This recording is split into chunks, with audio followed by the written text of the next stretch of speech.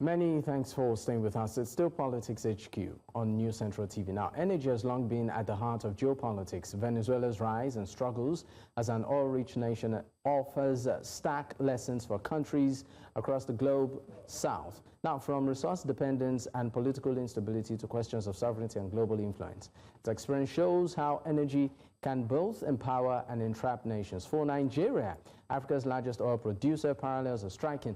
How can the country avoid Venezuela's pitfalls, particularly diversifying its economy amongst a plethora of other issues? Well, joining me to, of course, speak more on this is Lucky Ighoyota. He's a public affairs analyst. He joins virtually. Thank you for your time. Yeah, thank you, Dr. All right. Good evening, viewers. All right, great. And of course, thank you for choosing to speak with New Central. Let's get straight to it. A lot, has happened in the past days and past weeks, particularly in the global space. The invasion of Venezuela by the U.S. and, of course, the fallout of that with conversations around oil, energy. For you, are there takeaways for African countries, particularly Nigeria? Yes, thank you. In the emerging global order, energy is a very important resource. Energy in itself is power. And for countries that are endowed with energy, they must position themselves very wisely and strategically to be able to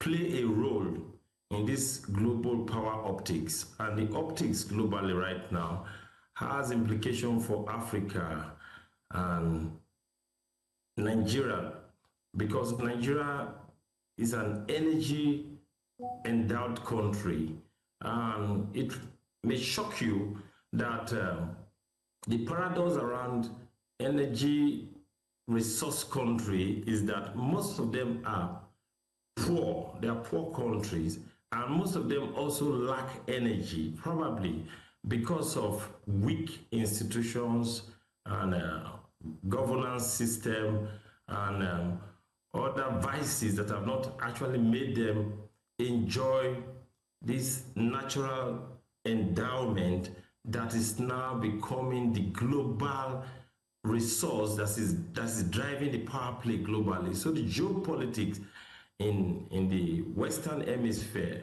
far away North America, Latin America, and even the Asian continent, around the Middle East and Europe, has always been who controls the energy of the world, the energy deposit. All like right. You saw Donald Trump saying that Venezuela oil will be pumped by the U.S. and they're going to send companies from the U.S. to go to Venezuela and begin to produce about 2 million barrels per day. Venezuela oil and gas industry have Mr. been Ighoyota, because we're really pressed for time, this will be my final question, and I'll appreciate if you can respond in 30 seconds. Nigeria has, some would say, a major energy deficit when it comes to generation of power. And of course, we are talking about ramping up production. We are talking about the economy boosting. And we're also talking about, of course, consumption basically at the local level. What can be done in 30 seconds to boost our energy portfolio as a nation? Diversification. We should advance investments in the LNG so that we can have more local gas consumption here that will be cheaper for our local use, and also support Dangote in its refining bid of petroleum products so that we can have enough availability of fuel supplies to local users here in our country, so that there will be energy efficiency back home, and policies shaping with the proper implementation of the PIA. I think there's a whole lot that can be done. All right, thank you. What is at stake right now globally.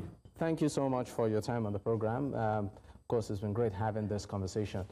Lucky Ighoyota is a public affairs analyst. Thank you once again.